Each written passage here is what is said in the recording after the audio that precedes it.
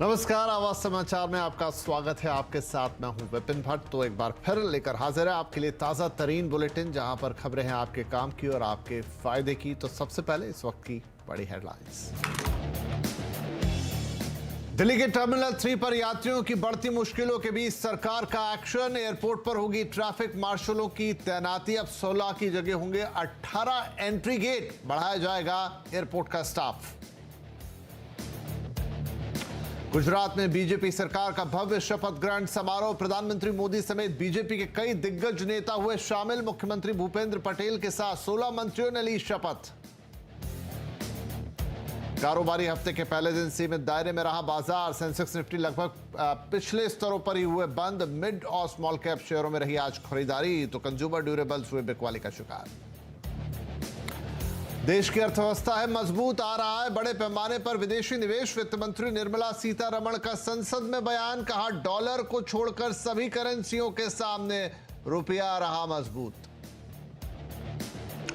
और अब मोबाइल पर टीवी देखने के लिए इंटरनेट की नहीं होगी जरूरत। वाईफाई एंटेना के जरिए दिखेंगे चैनल्स। दूरसंचार विभाग ने जारी किया ड्राफ्ट।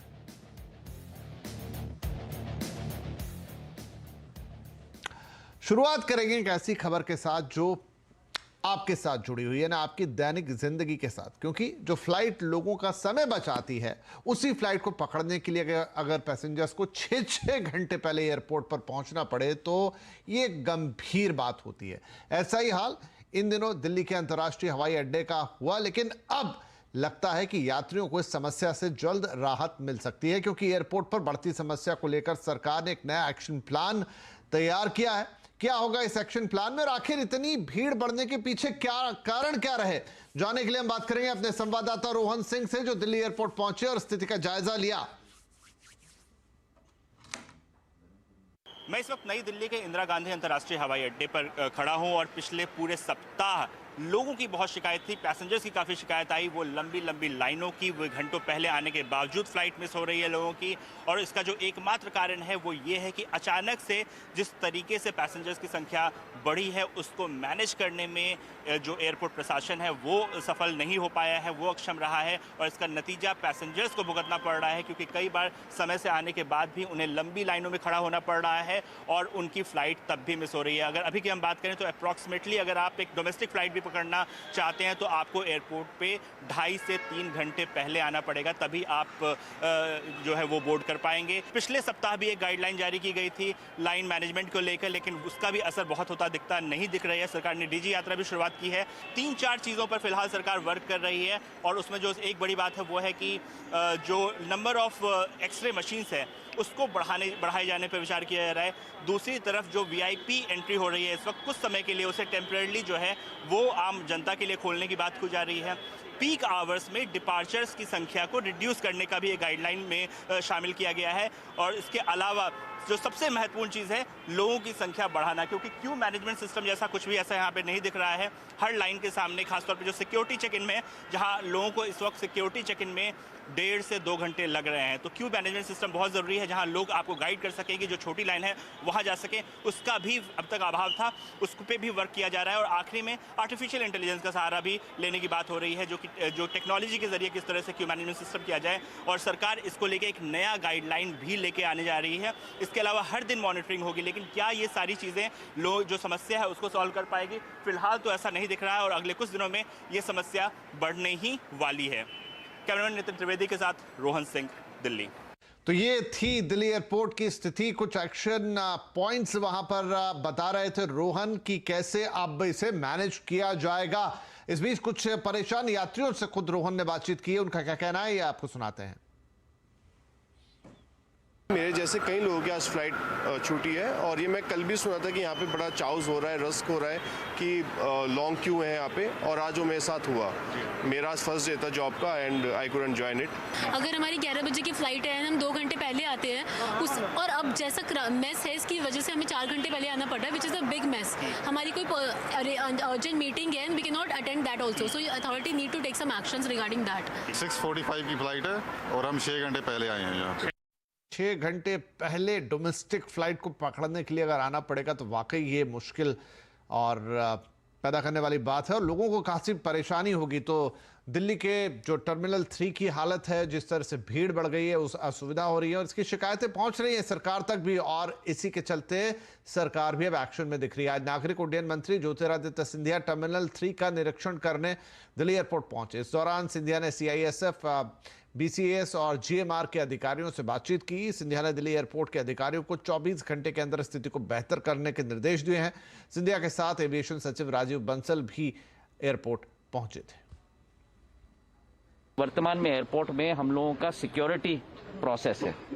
सिक्योरिटी प्रोसेस के लिए वर्तमान में ATRS सिस्टम, वो जो ट्री सिस्टम है, और नॉर्मल सिस्टम दोनों मिलाकर 11 लाइन है और 2 लाइन रखे गए थे क्रू के लिए। तो हमने उसे आज मिलाकर जो 13 स्थिति थी, आज हमने बढ़ाकर आज वर्तमान में 16 लाइन तैनात हो गई है। मतलब 3 अतिरिक्त लाइन पिछले 5 दिन में हमने खड़ी कर दी है, जिसका स्वयं मैंने जाके सर्वेक्षण किया। तो सिंधिया बोल रहे हैं कि खुद वो पहुंचे हैं और जो बदलाव किए हैं उनका निरीक्षण किया है। इससे कितनी स्थिति सुधरती है ये हमें 1-2 दिन में पता चल जाएगा। और सिर्फ दिल्ली के ही T3 की हालत नहीं है, देश के कुछ और एयरपोर्ट्स हैं जहां इस तरह की तकलीफें इन दिनों आ रही हैं, बातें सुनने को मिल रही हैं। मुंबई से भी इसी तरह की खबरें आई थी कि लोगों को काफी वक्त लग रहा है सिक्योरिटी क्लियरेंस और तमाम इस तरह की चीजें। तो CNBC आवाज इसकी पड़ताल कर रहा है और आपकी सुविधा की हर बात चैनल जरूर करेगा। तो चलिए, ये तो एक आपसे जुड़ी सीधी खबर रही और आज की एक बड़ी राजनीतिक खबर का रुख करते हैं और वो आ रही गुजरात से। जी हां, गुजरात में बीजेपी की ऐतिहासिक जीत के बाद एक बार फिर से बीजेपी की सरकार बनी है।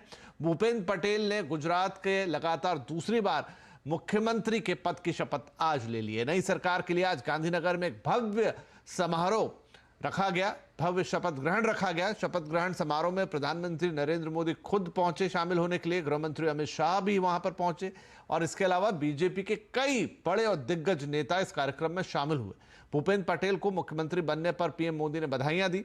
भूपेंद्र पटेल सरकार में आज 8 कैबिनेट मंत्री, 2 राज्य मंत्री स्वतंत्र प्रभार और 6 राज्य मंत्रियों ने भी शपथ ली है। गुजरात की हलचल पर और ज्यादा अपडेट के लिए जुड़ते हैं अपने संवाददाता केतन जोशी से, जो आज इस शपथ ग्रहण समारोह में मौजूद थे। तो केतन, भूपेंद्र पटेल और कई मंत्रियों ने शपथ तो ले ली है, लेकिन अब यहां से आगे का एक्शन प्लान क्या है?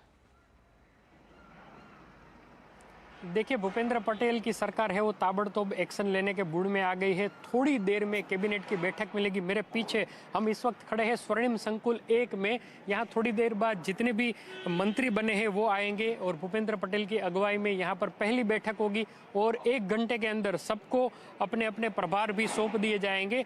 और जो 3-4 बड़े मुद्दे हैं उसको लेकर भी सरकार है वो विचार विमर्श कर रही है, खासकर यूनिफॉर्म सिविल कोड जो है, फिर जो अमृत कार्ड है 5 लाख की जो मियाद है उसको बढ़ाकर 10 लाख करना।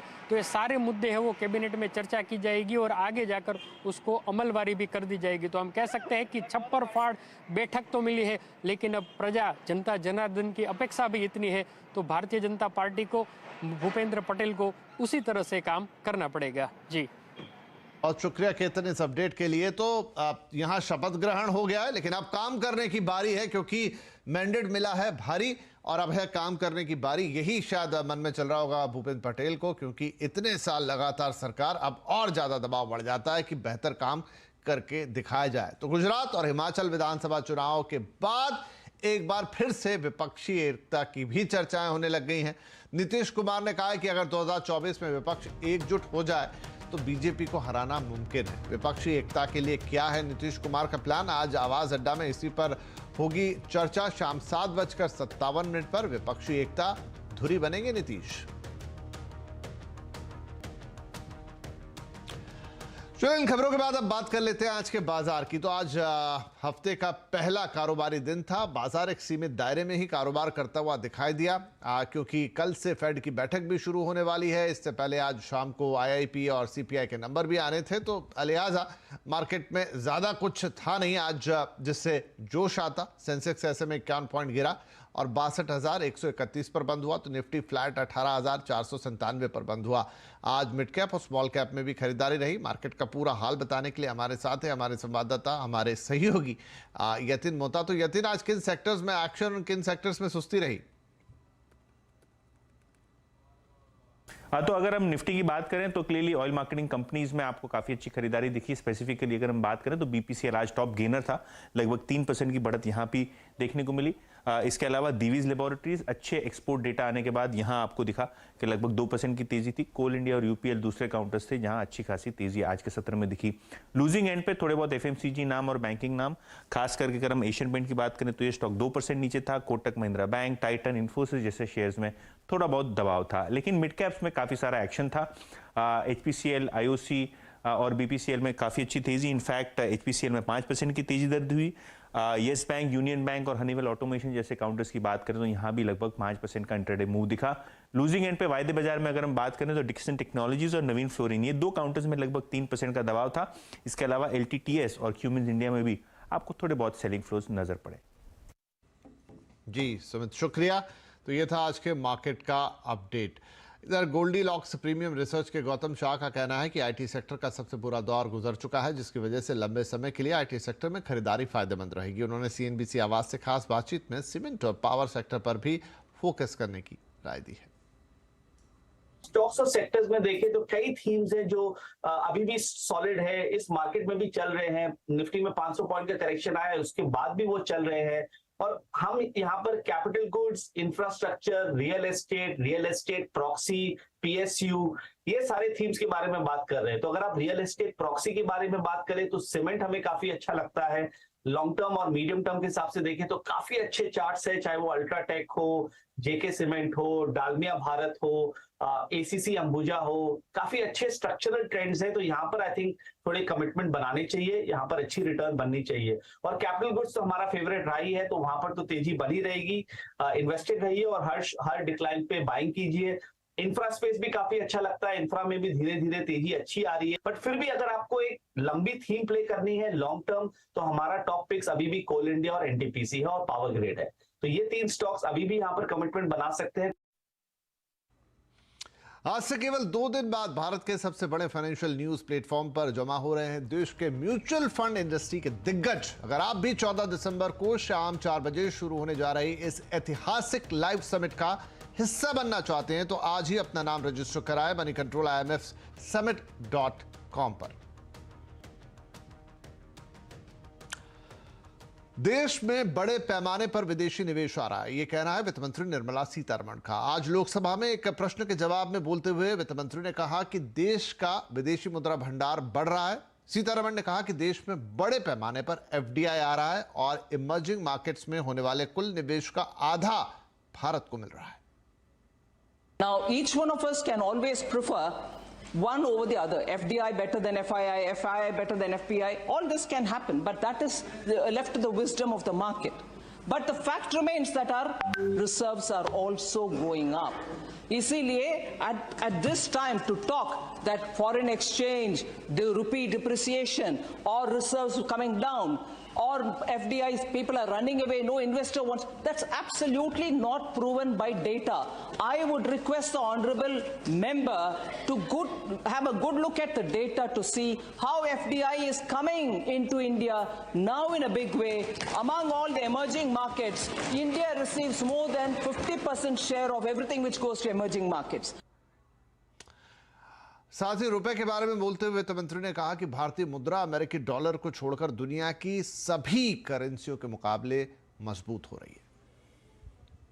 Indian rupee has been strong against every currency, and that is proved, and I can read the records. As regards just the US dollar, because of the policies adopted by the US Fed, is getting stronger and stronger. That has been explained.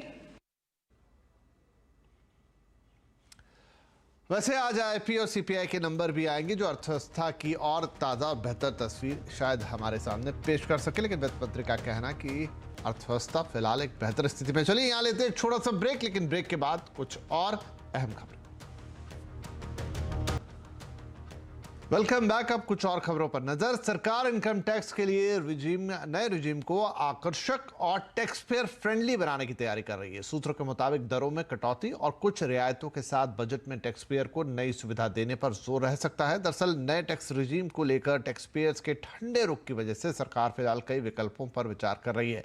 इस पर थोड़ी और जानकारी लेते हैं। हमारे संवाददाता आलोक प्रियदर्शी हमारे साथ है। तो आलोक, नया टैक्स रिजीम बहुत पॉपुलर नहीं हुआ लोगों के बीच में, अब इसे थोड़ा और पॉपुलर बनाने के लिए कुछ नए प्रावधान करने की तैयारी है, पर क्या हो सकते हैं वो नए प्रावधान?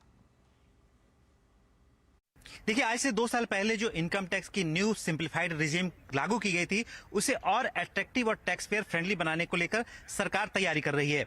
सीएनबीसी आवाज को सूत्रों से जानकारी मिली है कि इसमें जो टैक्स की दरें हैं उसको रैशनलाइज करके कमी की जा सकती है और साथ ही साथ जो एग्जम्पशन लिमिट है उसको बढ़ाया जा सकता है। अभी जो न्यू टैक्स रिजीम है उसमें 2.5 लाख से 5 लाख तक के बीच में 5% टैक्स लगता है, जो अपने आप में एक कहें कि बहुत बड़ी खामी के तौर पर देखा जा रहा है और इसकी वजह से टैक्स पेयर्स इस नई टैक्स व्यवस्था से जुड़ने से काफी कतरा रहे हैं। जो हमें जानकारी मिल रही है कि अभी जो पिछले साल जितने भी टैक्स रिटर्न दाखिल हुए हैं उसमें जो नए टैक्स रिजीम को अपनाने वाले टैक्स पेयर हैं उनकी संख्या सिंगल डिजिट % में है, यानी कि जितने भी टैक्स रिटर्न भरे गए हैं उसमें सिंगल डिजिट बहुत ही नगण्य एक तरह से मामूली संख्या में है। और यही सबसे बड़ी जो सरकार की इस वक्त पशुपेश में है न्यू टैक्स रिजीम को लेकर, और इसी वजह से इसमें कुछ इंपॉर्टेंट जो डिडक्शंस हैं उसको भी जोड़ने पर चर्चा चल रही है, खासतौर से जो होम लोन के जो इंटरेस्ट पर जो एग्जम्पशन मिलता है वो, और साथ ही साथ स्टैंडर्ड डिडक्शन। तो इन दोनों को जोड़कर और इसको अट्रैक्टिव करने की कोशिश की जाएगी। इसके अलावा जो टैक्स पेयर फ्रेंडली बनाने की बात कर रही है उसमें जो इनकम टैक्स रिटर्न के जो फॉर्म्स हैं उसको सिंप्लीफाइड किया जाएगा। जो अभी तक अलग अलग कैटेगरी के लिए ITR 1 से लेकर 6 और ITR 7 होता है, उसमें ITR 1 से 6 तक के लिए एक कॉमन फॉर्म लागू किया जा सकता है। और जो पूरी टैक्स इनकम टैक्स रिटर्न की व्यवस्था है उसको बजट में एक तरह से उसके रोड में पेश किया जा सकता है।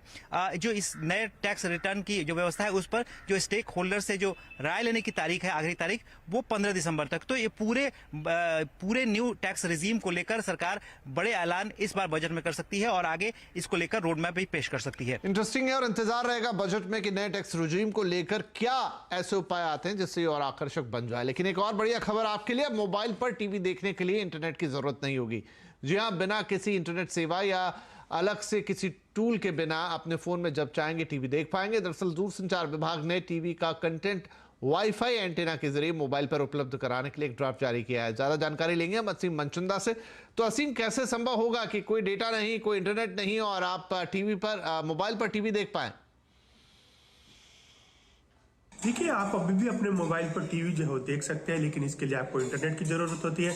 आपका डेटा जो है वो खर्च होता है, लेकिन जल्दी आप बिना डेटा खर्च के या बिना इंटरनेट के अपने मोबाइल पर टीवी जो है वो देख सकते हैं। सरकार ने इसकी शुरुआत जो है वो कर दी है। जो दूरसंचार विभाग की एक इकाई है टेलीकॉम इंजीनियरिंग सेंटर, उसने इसके स्टैंडर्ड बनाने को लेकर के एक ड्राफ्ट जो है जारी किया है और सभी स्टेक होल्डर्स की राय जो है मांगी है। सभी स्टेक होल्डर्स से राय मिलने के बाद 1 से 2 महीने के अंदर इसके स्टैंडर्ड जो है बनकर के तैयार हो सकते हैं। उसके बाद सरकार जो है टेलीकॉम कंपनियों या ब्रॉडकास्ट कंपनियों को कह सकती है कि आप जो है एक मिडिलवेयर जो है वो लगाएं। इस मिडिलवेयर के जरिए आप कहीं भी इससे कनेक्ट करके आप मोबाइल पर अपने टीवी जो है वो देख सकते हैं। खासतौर पर कि सरकार को ये लगता है कि इससे आप पब्लिक प्लेसेस में जैसे रेलवे है या बस स्टैंड है वहां पर आप आसानी से टीवी जो है देख सकते हैं। दूर दराज के इलाकों में टीवी पहुंचाना जो है काफी आसान हो सकता है। इतना ही नहीं, अगर आप चलती कार में बैठे हैं तो आप वहां भी टीवी जो है देख सकते हैं। तो इसकी तैयारी जो है सरकार ने शुरू कर दी है। अगले 2 महीने के अंदर ये स्टैंडर्ड्स जो है बनकर के तैयार हो जाएंगे और उसके बाद आप किसी भी वाईफाई जो टीवी सिग्नल का वाईफाई हॉटस्पॉट है